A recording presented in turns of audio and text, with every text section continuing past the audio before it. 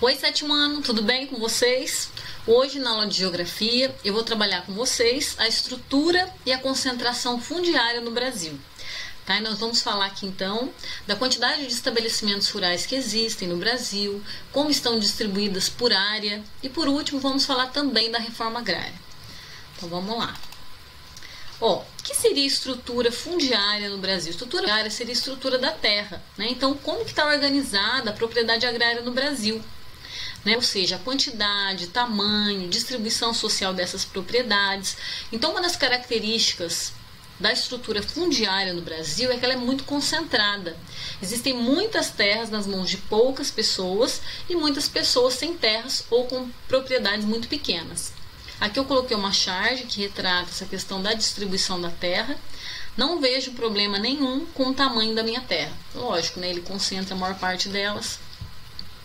Aqui tem uma tabela do livro de vocês que fala sobre as propriedades rurais.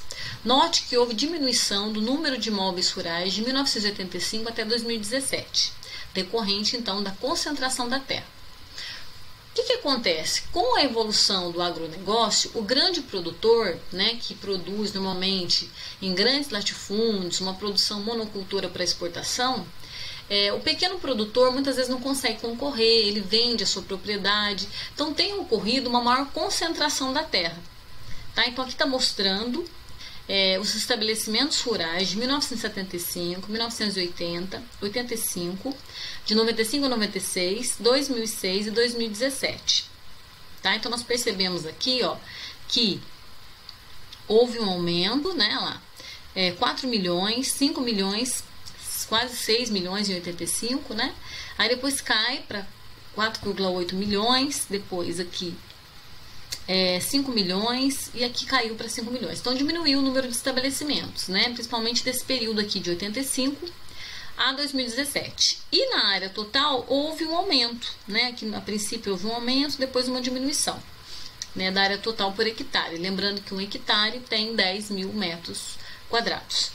Agora vamos ver aqui o número de propriedades, tá? Com propriedades bem pequenas, menores de 1 hectare, de 1 a 10 hectares, de 10 a menos de 50 hectares, de 50 a menos de 100 hectares, de 100 a menos de 500 hectares e mais de 500 hectares. Então vocês podem observar que as pequenas propriedades elas são em grande quantidade. E as grandes propriedades, elas, apesar de serem poucos estabelecimentos, né, o número de propriedade é pequeno, elas concentram uma grande quantidade de terras, né, em área total. Então a gente percebe que a concentração da terra é muito grande no Brasil. Em sala nós trabalharemos essa tabela com mais detalhes. Aqui eu coloquei um outro gráfico mostrando a questão da concentração da terra, né? De 1 a 5 hectares aqui, ó, tá? É pouca concentração, né? Quer dizer, pouca terra, pouca área, né? Agora, mais de 2.500 hectares fica nas mãos de poucas pessoas, né? Poucas pessoas controlam muita terra no Brasil e muitas pessoas têm poucas terras ou não têm terras, né? Uma das formas de medir a unidade da terra seria o módulo fiscal, tá? Que é uma unidade de medida usada no Brasil, instituída pela Lei 6.746, de 10 de dezembro de 1979. Então, ela é expressa em hectares e é variável. Tá? Então, assim, a propriedade por módulo fiscal ela é variável em tamanho. Quem fixa é o INCRA, que é o Instituto Nacional de Colonização e Reforma Agrária. Por que muda? Porque dependendo da propriedade, o solo é mais fértil, então o módulo rural é menor. Se uma área é mais pobre, né, você vai ter que plantar mais na área para poder adquirir, às vezes, a mesma quantidade do que numa área fértil. Então, o módulo rural vai ser maior. Então, varia. As propriedades, elas podem ser definidas em pequenas, médias e grandes. Né? Se for de 1 a 4 módulos rurais, é pequena. De 4 a 15, média. E mais de 15 módulos rurais são grandes. Então, de fato, um dos maiores problemas que o Brasil enfrenta seria essa concentração fundiária, né? Porque ela prejudica muitas pessoas que não conseguem emprego, Se não houvesse essa concentração fundiária, seria mais pessoas trabalhando no campo, mais alimentos que seriam produzidos para o consumo do dia a dia do brasileiro, porque grande parte do que é produzido nessas grandes fazendas monocultoras é para exportação, né? São destinados à exportação. Então, essa agricultura que é feita em pequena propriedade, essa agricultura familiar, ela é muito importante até mesmo para o acesso aos alimentos, porque o pequeno agricultor, ele produz normalmente, né, uma produção diversificada de produtos que são consumidos no dia a dia. Tá? Então, no Brasil, infelizmente, muitas terras ficam ociosas, ficam paradas, não utilizadas, né, à espera de valorização, enquanto muita gente fica sem terra, sem ter onde plantar.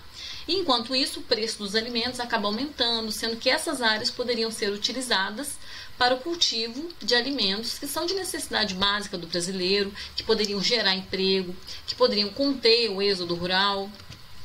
Aqui eu coloquei uma imagem só para mostrar para vocês a questão da concentração de terra. Então, é só uma comparação aqui, tá? Vamos supor que aqui seja o território brasileiro. Então, nós temos números de estabelecimentos, né? Aqui eu coloquei cada quadradinho representando o número de estabelecimento. Então, por exemplo, aqui nós temos 20 estabelecimentos, né? Pequenos.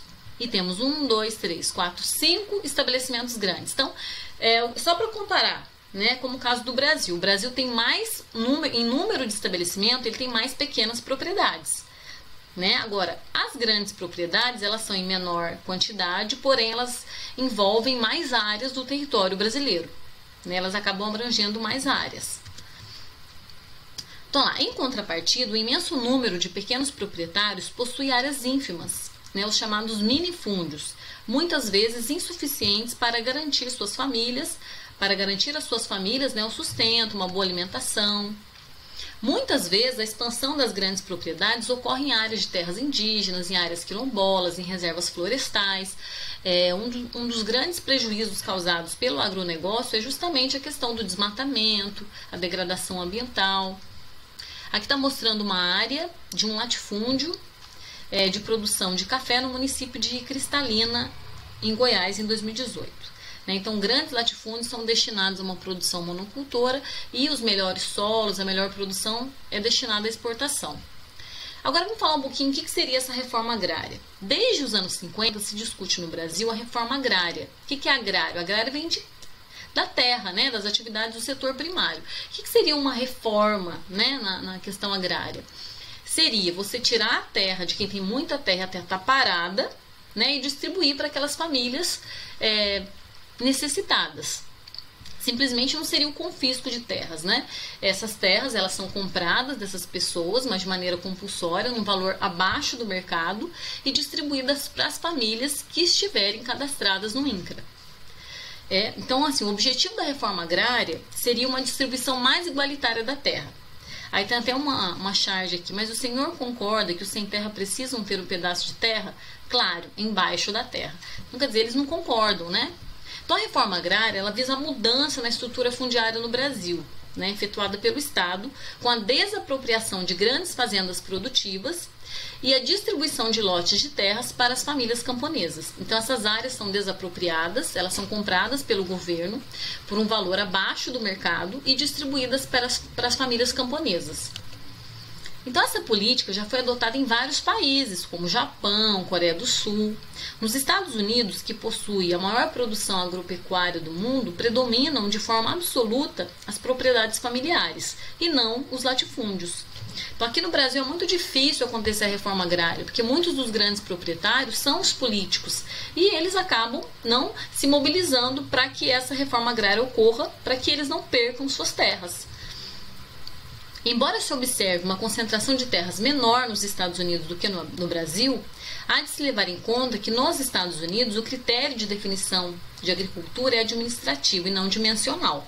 Então, assim, lá a questão de ser agricultura familiar não é porque a propriedade é pequena, porque pode ter propriedade grande que tem uma agricultura familiar lá, é voltada mais para o mercado interno. Aqui não, as grandes propriedades normalmente são voltadas para o mercado externo e são produzidas com uma mão de obra contratada, não é uma da família, né? Isto é, se um latifúndio tem mais de 50% de seu título de propriedade pertencente a uma família, ele também entra na categoria de agricultura familiar. Então, depende do tamanho da propriedade para ser considerada agricultura familiar. No Brasil, muitas vezes, na prática, ocorre a mesma coisa. Grandes latifúndios pertencem às famílias, mas não seriam considerados agricultura familiar porque ultrapassam o tamanho de 4 módulos fiscais e a mão de obra não é da família. Então pode ser até pertencer a uma família há muito tempo, mas não é considerado agricultura familiar. Quando é agricultura familiar no Brasil? Quando são módulos, né, pequenos, são áreas pequenas, né, como pequenos módulos rurais e voltados mais para uma produção interna, com o uso da mão de obra da família. Essa diferenciação na ocupação da terra entre os Estados Unidos e o Brasil também decorreu da ocupação do interior.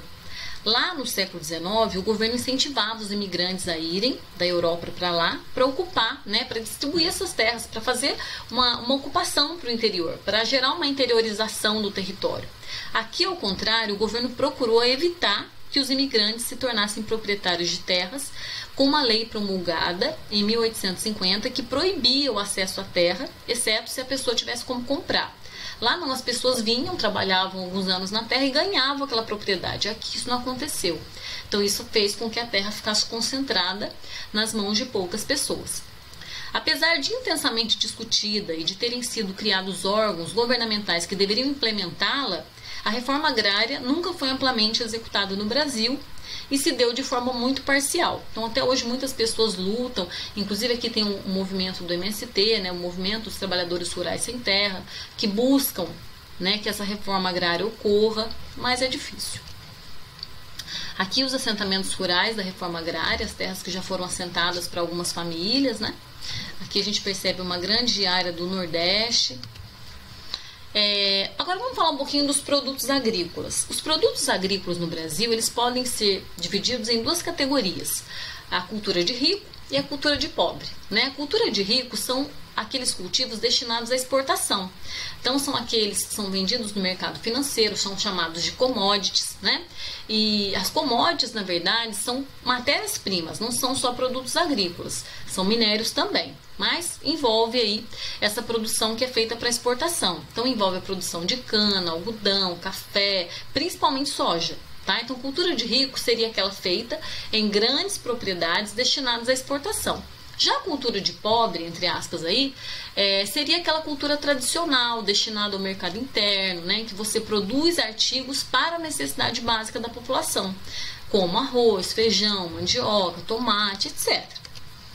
Aqui eu coloquei alguns gráficos para vocês terem uma ideia da diferença da agricultura familiar e do agronegócio. Então, a agricultura familiar, ela recebe pouco crédito. Ó, vamos comparar a coluna amarela. Né? Então, a camponesa, 14%, o agronegócio, 86%. Recebe muito mais financiamento, muito mais ajuda dos bancos, do governo, né? As terras. A agricultura camponesa concentra 24% das terras. O agronegócio, 76%, muito mais. Então, tem muito mais áreas, né, destinadas ao agronegócio. A produção global, não para o globo, né? 40% dos camponeses. Para o agronegócio, 60%. Produzem muito mais para exportação. A produção de comida, ou seja, de artigos necessários para o consumo diário do brasileiro. 70% vem da agricultura camponesa. 30% do agronegócio. A maior parte do agronegócio é para exportação. Ou para a indústria, né? Para a transformação da indústria. Mão de obra ocupada. A agricultura camponesa, ela emprega 74% da população. O agronegócio, só 26%.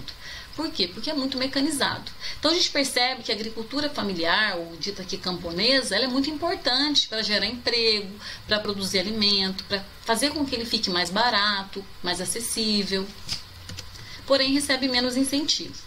Então, os cultivos tradicionais, desde o período colonial, são relegados a segundo plano, em geral, cultivados em pequenas propriedades e em terras menos produtivas. Já a agricultura feita para exportação, a chamada cultura de rico, né? Ela é feita nos melhores solos, uma melhor produção é exportada. Muitos produtos destinados ao consumo interno podem eventualmente ser exportados, né, se eles começarem a ser valorizados no mercado internacional, como aconteceu com a laranja nos últimos tempos. Da mesma forma, os produtos destinados à exportação também são consumidos dentro do país, mas, em geral, se exporta o produto de melhor qualidade e deixa-se o de pior qualidade para o consumo interno. Então é isso, hoje nós falamos aqui sobre a estrutura agrária, a quantidade de estabelecimentos, a distribuição deles em área, falamos um pouquinho da reforma agrária, né? Um dos maiores problemas que o Brasil tem é a concentração fundiária, e a reforma agrária seria uma forma de solucionar esse problema da concentração da terra. Falamos um pouquinho da agricultura familiar e do agronegócio, e a diferença da cultura de rico e a cultura de pobre. Então, nas aulas online, falaremos mais com detalhes desses assuntos que aqui foram tratados. Até mais!